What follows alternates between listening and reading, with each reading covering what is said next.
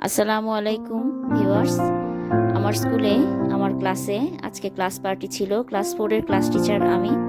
কেন্দ্রীয় সরকারি প্রাথমিক বিদ্যালয়ের ক্লাস পার্টি আমি নিজে আয়োজন করেছি। অন্যান্য স্কুলের বাচ্চারা ক্লাস পার্টি করেছে দেখেছি, ওরাও দেখেছে, দেখে এসে গল্প টল্প আমার কাছে করেছে যে আমার বোনের স্কুলে এরকমভাবে ক্লাস পার্টি হচ্ছে, কিংবা আমার ভাইয়ের স্কুলে এরকমভাবে ক্লাস পার্টি হচ্ছে। তাই আমিও আয়োজন করলাম। মানে শেষ দিন হঠাৎ মাথায় আসলো না আজকে কিছু একটা করি। ইচ্ছা ছিল যে ওদেরকে শুধু একটু কেক খাওয়াবো, আর কিছু না, আমি নিজের হাতে বানিয়ে একটা কেক খাওয়াবো, জাস্ট চলে যাবে তো সেই জন্যে। কিন্তু যখন দেখলাম যে কেক বানাতে যেয়ে কেকের কোনো উপকরণে এক্সপায়ার ছিল না, কারণ আমি যখন অনলাইনে কাজ করতাম তখনকার জিনিস এইগুলো, তো এগুলো সব ফেলে দিতে হলো, হুইপ ক্রিম থেকে শুরু করে কালার সব কিছু। তো আমি কিনেই একটা কেক নিয়ে আয়োজন করলাম। তো সাথে আরও কিছু জিনিস ছিল। আপনারা কিছুক্ষণ আগে একটা চার্ট দেখছেন, এই চার্টটা ছিল আজকের অনুষ্ঠানের স্পেশালিটি। আর এখানে দেখতে পাচ্ছেন তাদের জন্য আমার পক্ষ থেকে আমি কিছু গিফট কিনেছি। আমাকে বিজয় দিবসের জন্য শাড়ি কেনার টাকা দেওয়া হয়েছিল, সেখান থেকে আমি কিছু টাকা বাঁচিয়ে ওদের জন্য কিনেছি। ওরা যখন এই চতুর্থ শ্রেণীতে প্রথম আসে, জানুয়ারি মাসে যখন প্রথম আসে, তখনও আমি ওদেরকে এরকমভাবে গিফট দিয়ে ওয়েলকাম পার্টি করেছি। আমি জানি না কয়টা স্কুল ওয়েলকাম পার্টি করে, আমি আমার স্কুলে ওয়েলকাম পার্টি করেছি আমার ক্লাসে। আমি অবশ্যই আমার প্রধান শিক্ষকের উৎসাহ উদ্দীপনা ছিল। উনি যদি পৃষ্ঠপোষকতা না করতেন তাহলে কিন্তু সম্ভব হতো না। তাই ওনাকেও আমি একটা ধন্যবাদ দিই যে উনি আমাদেরকে অনুমতিটা দিয়েছেন। আজকে ওনার অনুমতি নিয়ে এই প্রোগ্রামটা করেছি। আর কিছুক্ষণ আগে যে চার্টটা দেখছেন, এখন চার্টের বেলায় আসি। সেই চার্টটা হচ্ছে ওরা গুড বাই ক্লাস 4 বলেছে। সবাই বলছে যে ম্যাডাম এখানে গুড বাই ক্লাস 4 লেখেন ব্ল্যাকবোর্ডে। কে যেন দেখছে কোথায়, মানে ওর আত্মীয় না কার স্কুলে এরকম করেছে।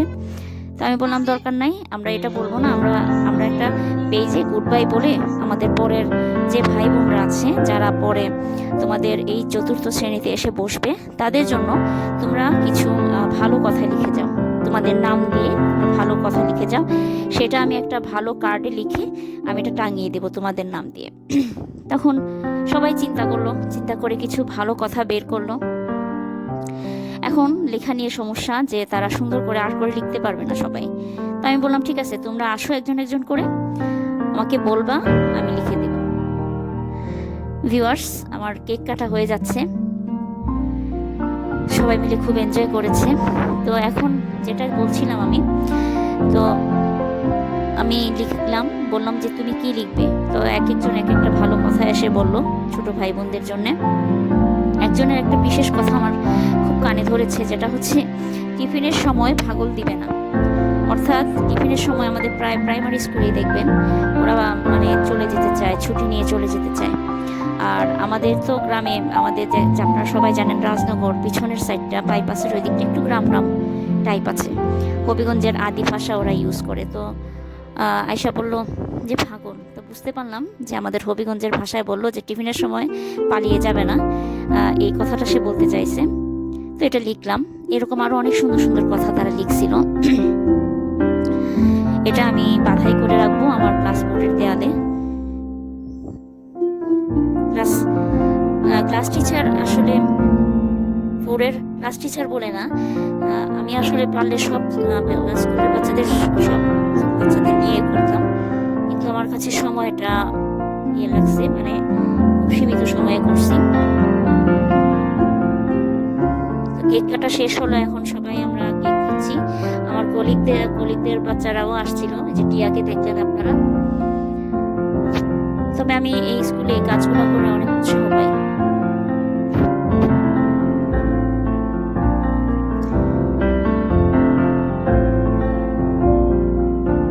এই অনুষ্ঠানের শেষে আবার বাচ্চারা আমাকে একটা আবদার করে যে টিচার, আমরা তো ওই যে দেখছি বিভিন্ন স্কুলে ওরা ডিজে পার্টি করছে, সাউন্ড সিস্টেম আছে, আমরা তো আনতে পারতাম, আপনি যদি বলতেন। তো বললাম যে ঠিক আছে, কোনো সমস্যা নেই, আমি তোমাদেরকে ব্যবস্থা করে দিচ্ছি, তোমরা নাচতে যাচ্ছ, গাইতে যাচ্ছ, ঠিক আছে, সমস্যা নাই। তো আমার কারাওকে মাইকটা বের করলাম। আমি জানি আজকে এই ধরনের আবদার হইতে পারে, সেই জন্য ব্যাগে রেখেছিলাম। তো ওদেরকে বের করে দিলাম এবং তারা কেক কাটলো, কেক খেলো, তারপরে তাদের গিফটগুলো দিলাম আমি। আর সবাই এই যে পেপারটা কমপ্লিট করলো, আপনাদেরকে ভিডিওর শুরুতে দেখিয়েছি।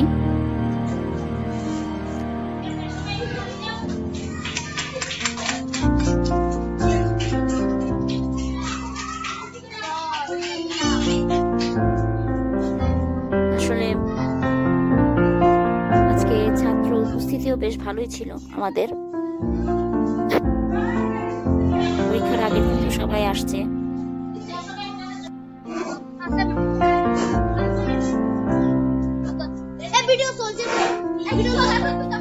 সবাইকে গিফট দিচ্ছি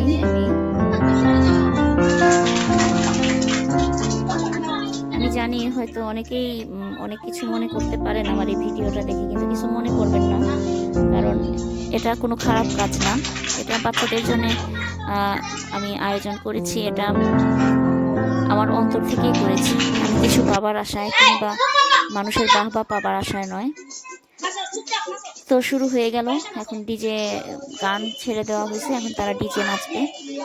এখানে দেখেন আমার একজন কলিগের